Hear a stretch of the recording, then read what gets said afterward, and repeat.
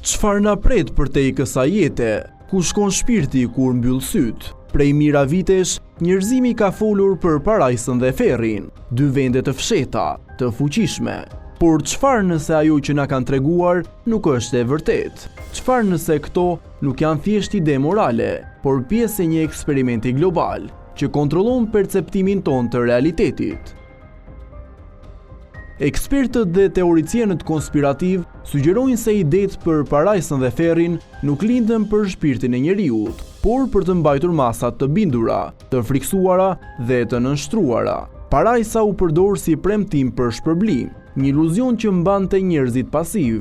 Ferri u përdor si paralajmërim, si një mjet kontrolli, duke ushqyer frikën dhe pasigurinë. Por disa njerëz thonë se ajo është vetëm maja e icebergut.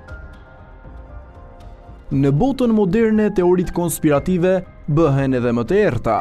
Ka nga ata që besojnë se elitat globale kanë krijuar parajsën dhe ferrin në forma teknologjike, realitetet të kontrolluara që ndikojnë mbi emocionet dhe mendimet tona, realiteti virtual, inteligjenca artificiale, sistemet e mbikëqyrjes dhe madje energjitë që ne nuk mund t'i shohim, mund të përdoren për të shkaktuar ekstazë absolute ose tmerr të pafund. Secili prej nesh mund të jetë pjesë e këtij eksperimenti, por pa e ditur.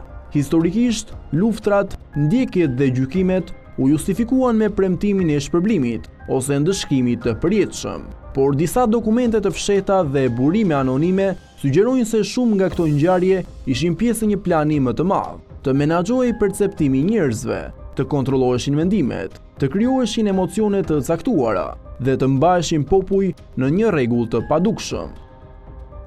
Parajsa dhe ferri ndoshta nuk janë vende, ndoshta janë gjendje të ndërgjegjes, të manipuluara nga strukturat që veprojnë në hije.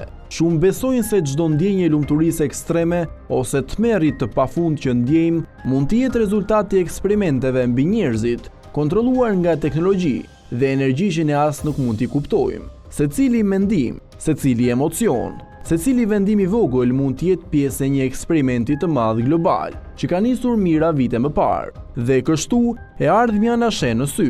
Pyetja nuk është vetëm nëse do të shkojmë në parajsë apo në ferr, por kush e vendos këtë realitet? Sa i vërtet është perceptimi ynë dhe sa e lirë është mendja jonë kur ndodhemi nën kontroll të fshehtë, pa e ditur.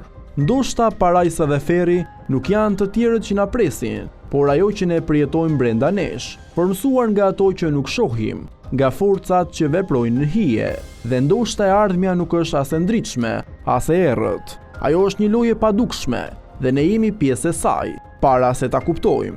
Por le ta lëm konspiracionin më njanë. Nëse ato do të ekzistonin, çfarë do të zgjedhësh ti? Parajsën apo ferrin?